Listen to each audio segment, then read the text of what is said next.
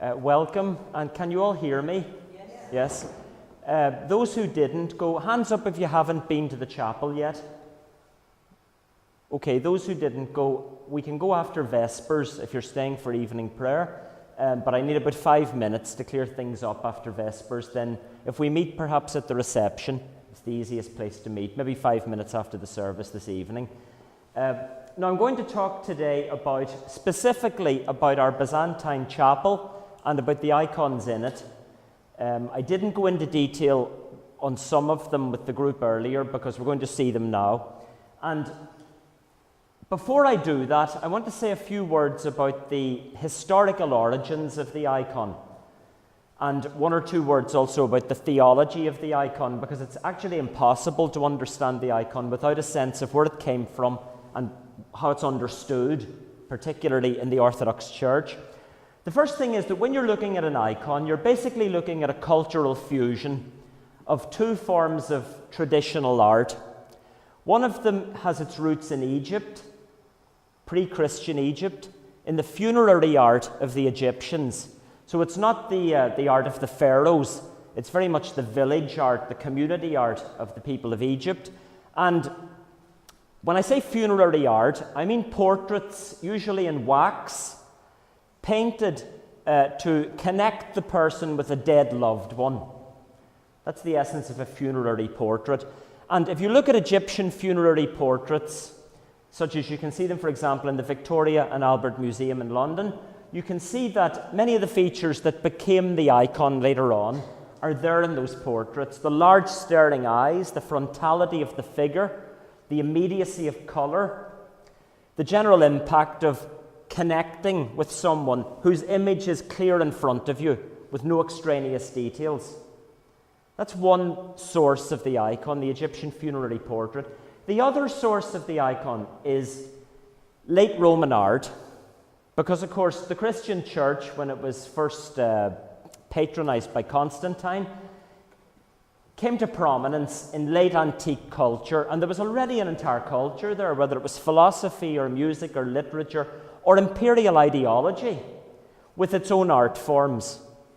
And Roman imperial art was about propagating the cult of the emperor throughout the empire. All empires do this, you know. I grew up as a child on the Falls Road with a big statue of Queen Victoria outside the Royal Victoria Hospital, which was the British Empire's way of asserting the presence of the empire.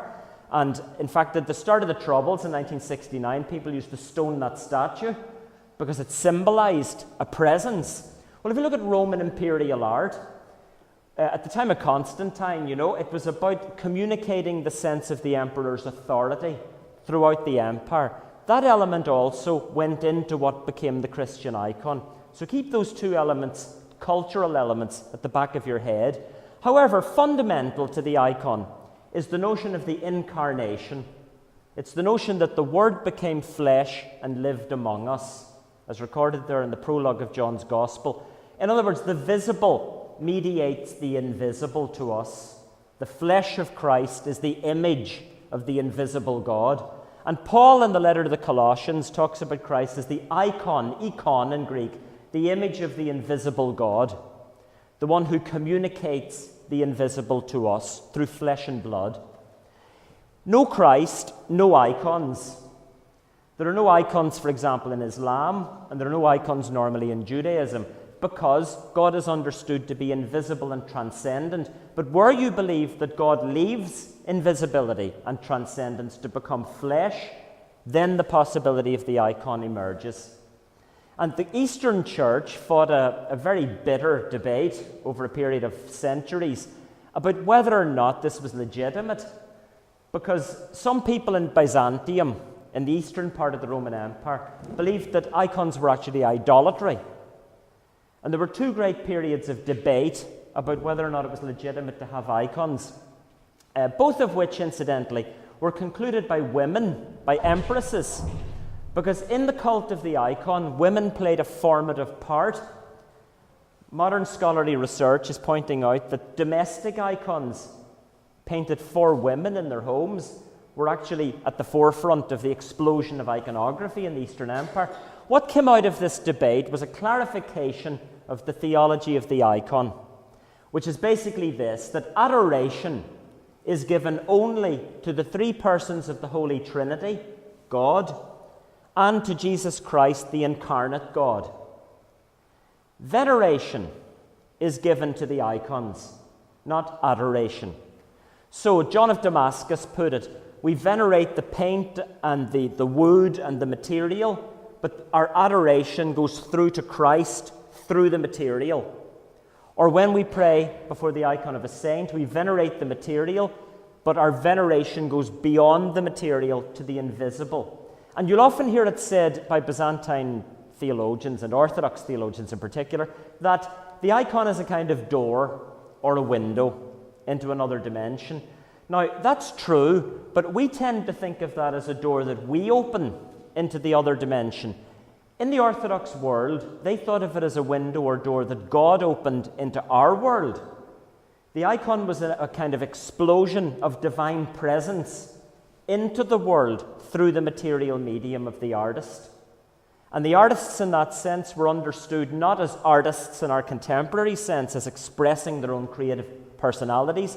They were servants of a tradition, and they were called upon through contemplative prayer to receive this explosion or entry of divine light, and through the medium of their art, give it plastic form in the icon. And an icon which is extracted from that context is generally a fairly lifeless thing.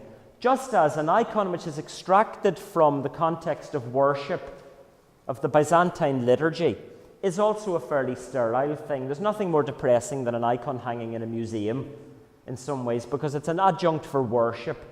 It's not just an artistic object. It's like a piece of Gregorian chant in a theatre. It may be interesting to hear, but it's plucked out of context. So, keeping those things at the back of our minds, the two cultural elements of Egyptian art and Roman imperial propagandist portraiture and so on, the notion of the incarnation and the degrees of veneration accorded to the icon, let's look at our own icons in the context of our own chapel. Now, what we've got here is a crypt chapel, which is underneath the church. Kryptos, of course, in Greek means secret or hidden. It's connected to the word mystical, mystikos, which also means hidden. And this chapel is our cryptic section of the church, our mystical section. It's underneath the main church, so you have to go down to get into it, into the dark. It's what Seamus Heaney says in one of his poems, a door into the dark. You're entering another dimension. And in that dimension, what you find is a traditionally shaped Orthodox church. It's basically a box with a cross inside it. It's called a cross-in square. The box with its four corners represents north, south, east, and west, so it's a symbol of the world. The cross represents God's revelation in the world.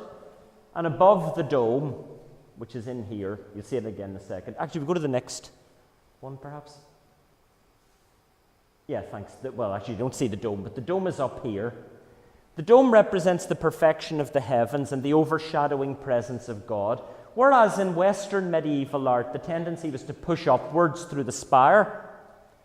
In Byzantine art, the tendency was to stress the overshadowing presence of God through the dome. It's two different conceptions of presence.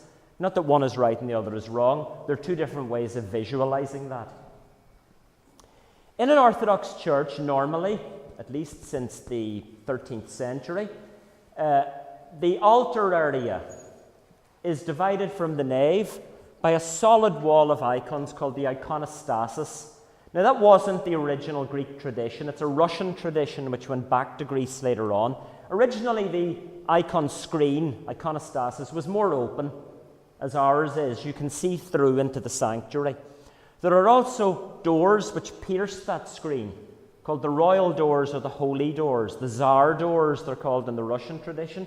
And the opening and closing of the doors is a highly significant moment in Orthodox worship because it represents the opening self-disclosure of God to the world, but the fact that God cannot be